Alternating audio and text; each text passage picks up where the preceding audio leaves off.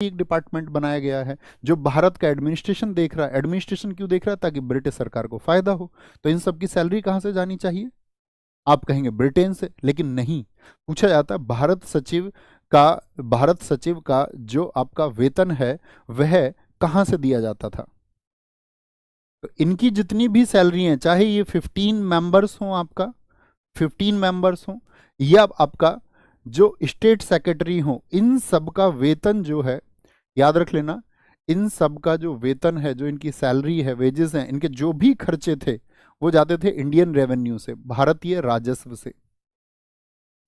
कहां से जाते थे? भारतीय राजस्व से।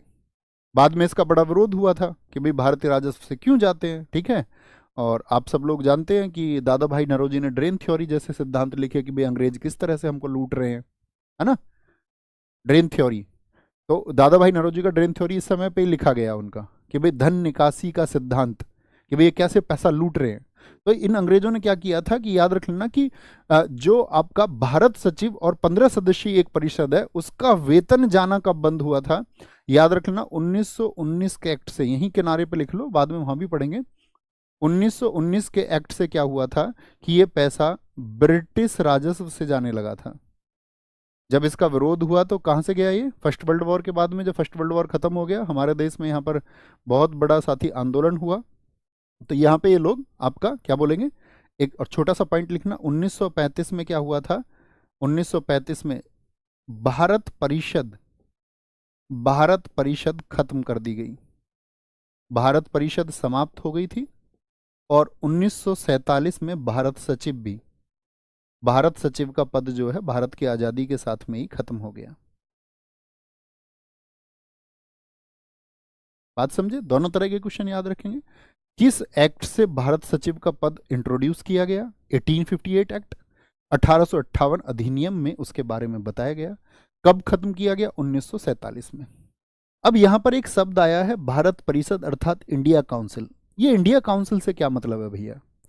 तो 15 सदस्यीय एक परिषद होगी और भारत सचिव होगा, इन दोनों को मिला के ही कहा जाता था आपका भारत परिषद। किसको मिला करके?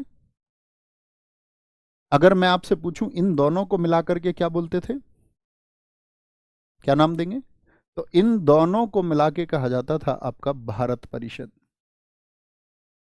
अच्छा, अभी हमने पीछे केंद्रीय विधान परिषद भी पढ़ा था, उससे कंफ्यूज तो नहीं होंगे? पिछली क्लास में हमने पढ़ा था एक सेंट्रल लेजिस्लेटिव असेंबली, केंद्रीय विधान परिषद, है ना। केंद्रीय विधान परिषद नहीं है उसमें, तो केंद्रीय विधान परिषद में भी भारतीय शामिल होंगे। ये किसके लिए? भारत का शासन देखने के लिए एक भारत परिषद अर्थात इंडिया काउंसिल है। तो इंडिया काउंसिल की स्थापना किससे हुई थी? 1858 से।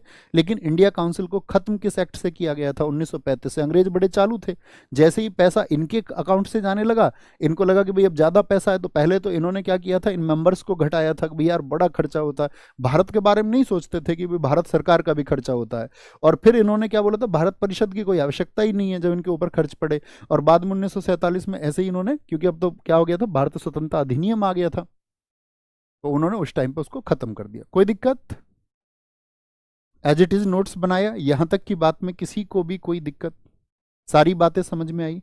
भारत सचिव क्यों बनाया गया, भारत सचिव की हेल्प के लिए कितने मेंबर लाए गए, कंपनी का शासन खत्म हो गया और ब्रिटिश सरकार का शासन लागू हो गया।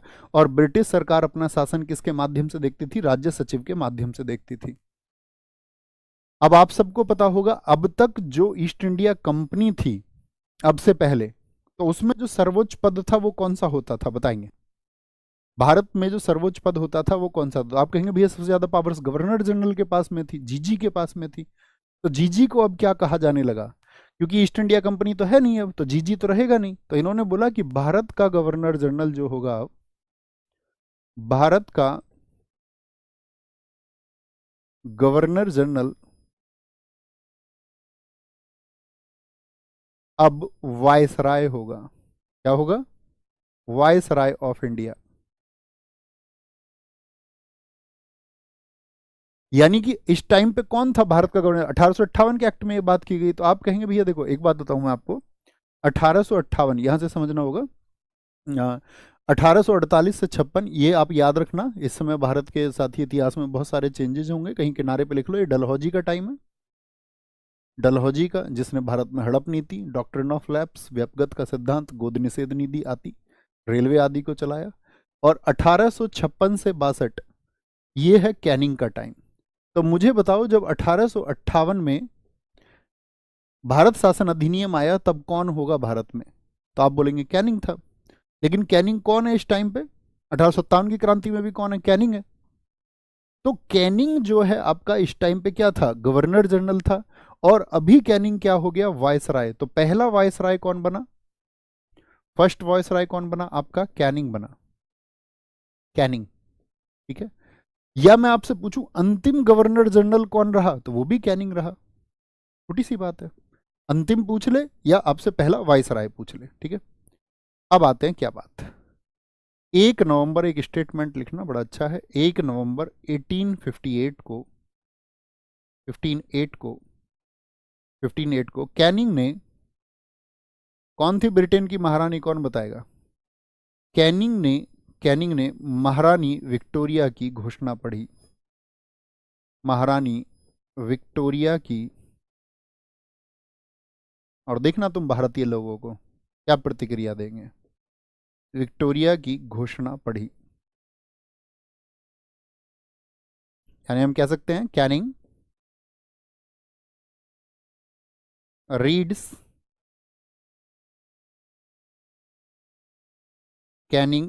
The announcement of queen Victoria.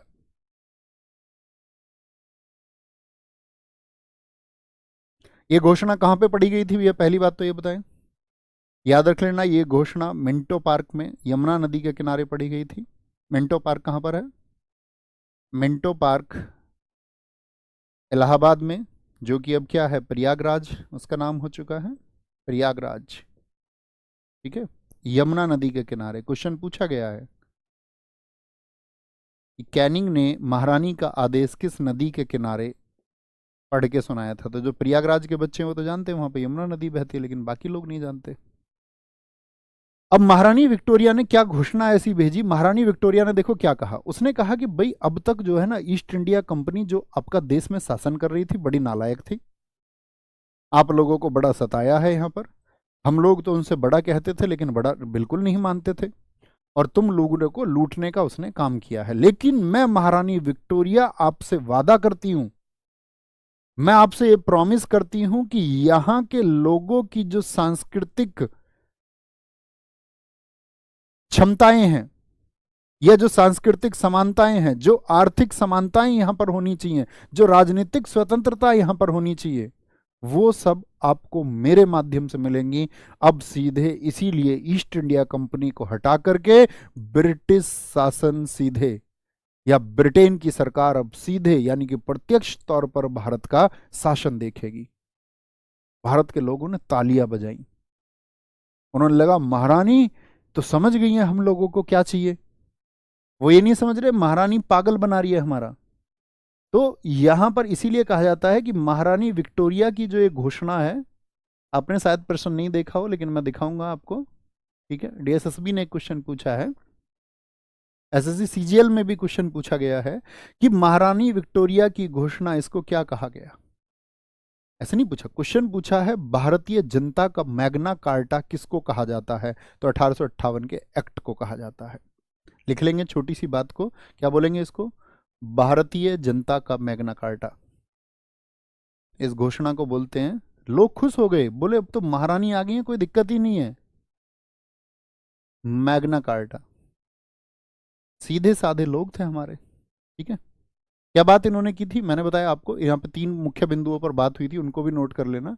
इन्होंने कहा था हम भारतीयों को आर्थिक समानता देंगे, इकोनॉमिक इक्वलिटीज देंगे, उनको बढ़ने के अवसर मिलेंगे बराबर। क्या बोला? इकोनॉमिक इक्वलिटीज देने की बात की, इकोनॉमिक इक्वलिटी। दूसरी बात उन्होंने की थी राजनीतिक स्वतंत्रता की, पॉलिटिकल फ्रीडम की बात की कि भाई भारतीयों के लिए जो राजनीति है वो स्वतंत्र रहेगी, ईस्ट इंडिया कंपनी की तरह हम आपको दबाएंगे नहीं, सप्रेस नहीं करेंगे आपका। तो पॉलिटिकल स्वतंत्रता बोलिए, समानता बोलिए, ठीक है, पॉलिटिकल फ्रीडम आपको होगी। और तीसरा तीसरी बात की गई सांस्कृतिक स्वतंत्रता की या सांस्कृतिक समानता की, यानी कि आपका कल्चरल इक्वलिटी की बात उन्होंने कर दी। भारतीय लोग खुश हो गए या नहीं हुए? बस 1858 के अधिनियम में यही भारतीयों को खुश करने के लिए लाया गया था। मतलब कि जो क्रांति हुई है वो कैसे दबाई जाए, और उसको दबाया गया, उसको सप्रेस किया गया किससे? महारानी विक्टोरिया की घोषणा से। और इसको किसने पढ़ा था? 1 नवंबर 1858। डेट बड़ी इंपॉर्टेंट है भैया, एग्जाम में ऐसे स्टेटमेंट बना के देता है कि 1858 का अधिनियम 1 अगस्त 1858 को लागू हुआ। तो 1 अगस्त 1858 नहीं, क्या बोलेंगे आप, 1 नवंबर 1858 को वो पढ़ा गया। ओके, आगे चलें। अगला अधिनियम बीच में आता है, एक महत्वपूर्ण अधिनियम है, भारत परिषद अधिनियम 1861। अब चार्टर नाम से नहीं आएंगे, लिखो यस और नो, समझ गए? भारत परिषद अधिनियम 1861, इंडियन काउंसिल एक्ट 1861। इसका पहला प्रावधान पढ़िए, बड़ा महत्वपूर्ण है। भारतीयों का, अब इन्होंने कह दिया ना कि भाई भारतीयों को राजनीतिक स्वतंत्रता मिलेगी, तो यानी कि भारतीयों का, तो राजनीतिक स्वतंत्रता कैसे मिलेगी बताएं जरा? तो जो लॉ मेकिंग हो रही है, जो शासन हो रहा है, उसमें भारतीयों की भागीदारी होनी चाहिए, बढ़नी चाहिए, पार्टिसिपेशन उनका बढ़ना चाहिए।